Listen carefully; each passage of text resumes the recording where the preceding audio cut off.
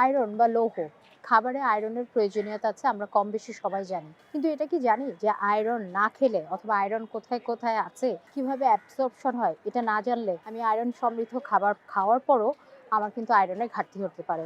তো আসলে আয়রনের কাজ কি? খুব সহজ স্বাভাবিক কাজ যদি চিন্তা করি, আয়রন হচ্ছে একটি মাইক্রোনিউট্রিয়েন্টস বা মিনারেল, যেটা প্রতিদিন শরীরে খুব অল্প পরিমাণে লাগে। তো প্রতিদিনই আপনাকে খাদ্যের সাথে এই আয়রনের চাহিদাটা মেটাতে হবে। আজকে যদি আপনি আয়রনের চাহিদাটা কোনো কারণে মিস করে ফেলেন, কালকে যদি আপনি ডবল করে আয়রন খান, আপনার যে ঘাটতিটা আজকে হয়ে গেল, এটা কিন্তু কালকে আর ফুলফিল হবে না।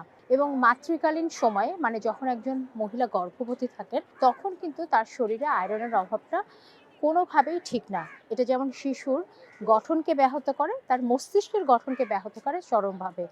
আমরা এই যে যত বোকাশোকা অথবা এখনকার হিসাবে সায়েন্টিফিক টার্মে যদি আমরা বলি autistic baby, speech delay baby, অস্বাভাবিক ডাউন সিনড্রোম বেবি, এই প্রত্যেকটারই যদি পেছনে কোথাও গিয়ে ওতপ্রোতভাবে একটা কারণ খেয়াল করি, এর পেছনে কিন্তু আয়রনের ঘাটতি, মায়ের শরীরের আয়রনের ঘাটতি একটা বড় কারণ।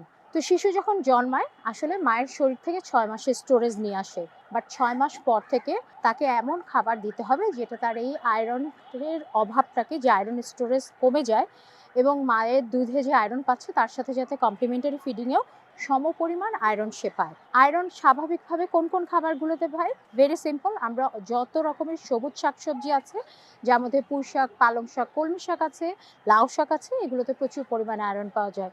ডিম হচ্ছে রিচ সোর্স অফ আয়রন। একই সাথে বিভিন্ন ধরনের মাছ থেকে আমরা আয়রন পেতে পারি। কলিজা বা মাংসও হচ্ছে আয়রনের একটা রিচ সোর্স। এই জায়গাগুলো থেকে কিন্তু আয়রন অ্যাবজর্পশন হওয়ার জন্য আপনার প্রতিদিন আয়রনের সাথে ভিটামিন সি ইনটেকও খুবই জরুরি। তার মানে হচ্ছে আমি পুঁই শাক খেলাম, লাল এবং সবুজ শাক খেলাম, কিন্তু কোনো কারণে আমার শরীরে আজকে ভিটামিন সি ইনটেক হয়নি। আমার আয়রনটা অ্যাবজর্পশন হবে না, এটা নষ্ট হয়ে যাবে। সুতরাং আমাকে প্রতিদিনই খাবারের সাথে আয়রন যেমন এনশিওর করতে হবে, ভিটামিন সিও এনশিওর করতে হবে, যেটা হচ্ছে টক জাতীয়। লেবু খেলেই কিন্তু আমি ভিটামিন সি পেয়ে যাচ্ছি। বাতাবি লেবু, কাগজি লেবু, কমলা লেবু, গাজর, টমেটো, যে কোনো কিছু থেকে কিন্তু আমি ভিটামিন সি পেয়ে যেতে পারি। এরপরে দেখি যে আসলে বাচ্চারা এই সময় যদি কোনো কারণে আয়রনের ঘাটতি হয়ে যায়, তাহলে কি কি ধরনের অসুবিধা হতে পারে, লং টার্ম অসুবিধা হতে পারে। প্রথমেই হচ্ছে তার যে মস্তিষ্কের গঠন সেটা ব্যাহত হয়, নার্ভ সিস্টেম, সাইকোমোটর ডেভেলপমেন্ট ঠিকমতো হয় না, তার শরীরে রোগ প্রতিরোধ ক্ষমতা কমে যেতে থাকে এবং তার মেজাজ খিটখিটে হতে থাকে, খাবারের প্রতি অনীহা দেখা যায়। পিকা, যেটাকে আমরা বলি অস্বাভাবিক খাবারের প্রতি আগ্রহ বাড়ে, মাটি, কাগজ, কাঁচা জিনিস এগুলো সে খেতে থাকে।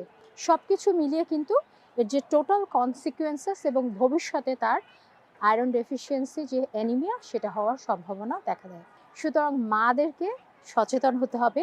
কনসিভ করার আগে তাদের নিজেদেরকে যেমন আয়রন রিচ খাবার খেতে হবে, একটি শিশু জন্মের পর 6 মাসের পর থেকে যখন সে কমপ্লিমেন্টারি ফুড খাওয়া শুরু করবে, সেটাতেও প্রচুর পরিমাণে আয়রন রিচ খাবার ইনক্লুড করে দিতে হবে। আয়রন সমৃদ্ধ খাবার আপনার শিশুকে দিতে পারে একটি সুন্দর ভবিষ্যৎ।